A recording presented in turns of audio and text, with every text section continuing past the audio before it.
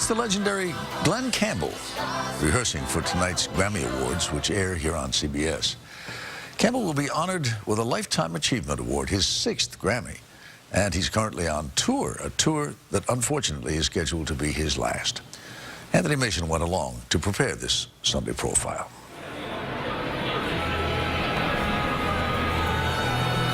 There won't be many more nights like this, with the trip from the dressing room down to the stage.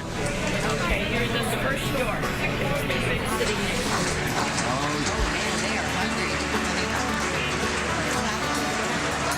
On this night, the Rialto Square Theater, the jewel of Joliet, Illinois, is sold out. I'm happy to be here. I'm happy to be anywhere.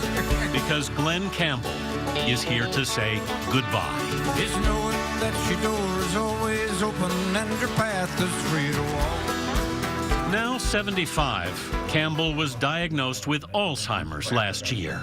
So after 21 top 40 hits, By the time I get to finish, and selling nearly 50 million records, and the Wichita lineman is still on the line. the Rhinestone Cowboy is riding into the sunset. How are you enjoying this tour? I love it. I got my kids. His 3 youngest children have joined his backup band. Cal on drums, Shannon on guitar. Get you my baby. My banjo player. Isn't that sweet? And 25-year-old Ashley. Seems like you're kind of keeping an eye on him out there. Yeah. I feel a little protective of him, you know. I just want to make sure if he needs anything from me, I'm there and I'm paying attention. Galveston, oh Galveston, I still hear your sea waves crashing. In Joliet, just after playing his hit Galveston, Campbell suddenly starts playing the song again. Come on, dude.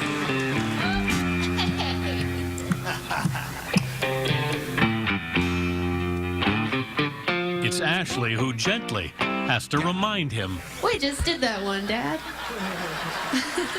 I ain't taught him how to follow me yet. How long had you seen it going on? It's kind of been creeping on for years now, like since high school even. That's got to be tough to watch. It is. It is tough. I was watching a YouTube video of him playing some amazing guitar solos, and I was just like, kind of miss that guy. I mean, he's still here, but he was so much more on top of it. You're going to need that capo there. You're gonna need it. With the help of a teleprompter, Campbell's slip-ups are rare, and he makes fun of them. Well, always remember this, friends. If you do it perfect, they'll want it that way every time. But at home with his wife Kim in Malibu, California, the subject of Alzheimer's is awkward because Campbell has to be reminded that he has the disease. Alzheimer's. Think we got that? You do. I do? I don't feel it anywhere. What do I do? Like what? You forget things. Of course. I've done that all my life. I'm forgetful. How you doing? My grandkid. That's your grandkid? Yeah. Typical with Alzheimer's patients, Campbell struggles with the present. God bless you. He does better with the past. One of 12 children of an Arkansas sharecropper, Glen Campbell first picked up a guitar at age 4. He was a natural. By the early 60s, he'd played his way to L.A. Though he couldn't read music, Campbell quickly became one of the most sought-after guitarists in the city. You started getting a lot of session work. Yeah, it was great, man. I bought a car. One of an elite group of studio musicians known as the Wrecking Crew. In 1963 alone, Campbell performed on nearly 600 cuts for other artists. Strangers in the night. He played guitar for Frank Sinatra on Strangers in the Night. In the night. Then I saw her face. For the Monkees on I'm a Believer. Now I'm a believer. Wouldn't it be nice if we were And for the Beach Boys on many of their recordings. so long? And when Brian Wilson took time off from the band, Campbell filled in for 6 months. I had to go with him on a gig and play bass and sing his part. It was like, it's a little lady from Pasadena. Did you like being a Beach Boy? Yeah, it was fun. Then in 1967, his solo career took off on a Jimmy Webb song. By the time I get to Phoenix, she'll be rising. Winning 4 Grammys that year, he was hailed as country music's first crossover star. If it's a good song, I like a good song, you know. You never thought of yourself as a country singer? No.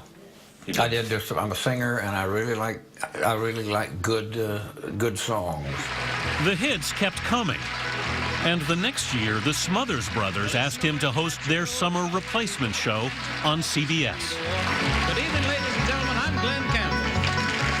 Kind of everything changed after that, didn't it? Yeah, it did. I didn't realize the power of television.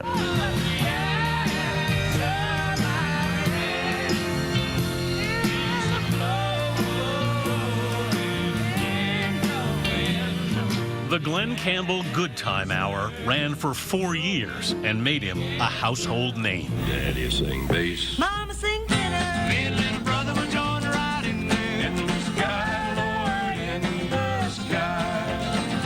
In the sky, Lord, in Backstage after one show, the rising young star had a surprise visitor.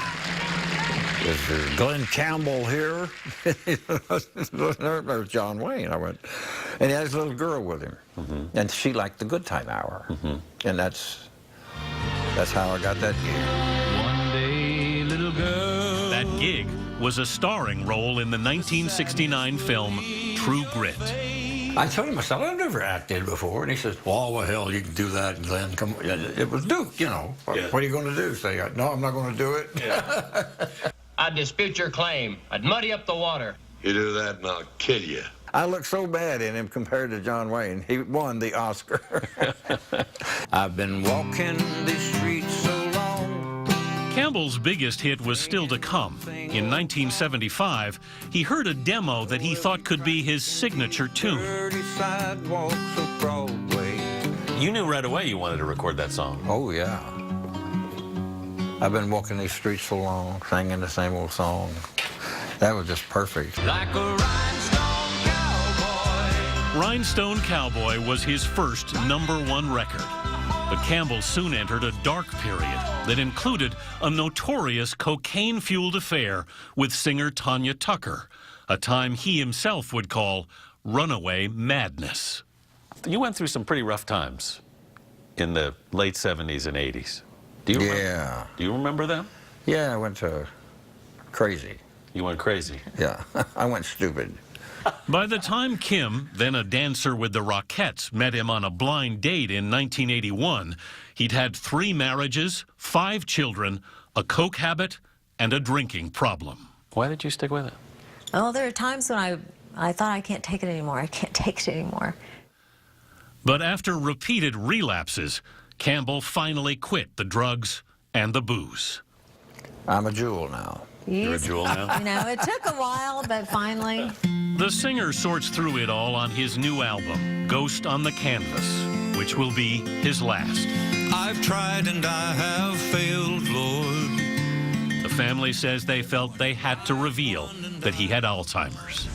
I felt a little relieved because we were doing shows and he would mess up occasionally or seem confused and people would think something else was wrong with him, something not good, you know, like drugs or alcohol.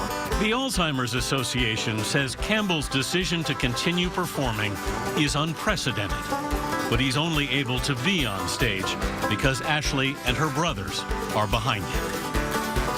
What kind of help do you need to give him out there most?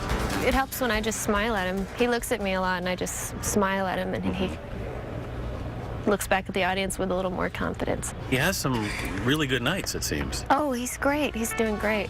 It's amazing. He still surprises me with phenomenal guitar licks, you know. Right. I'm also when I'm watching him on stage, I'm also just watching in amazement, you know? And the Wichita lineman is still. As the disease progresses, Glen Campbell's connection to the world will slowly fade. But audiences are hoping he can keep the line open a little longer.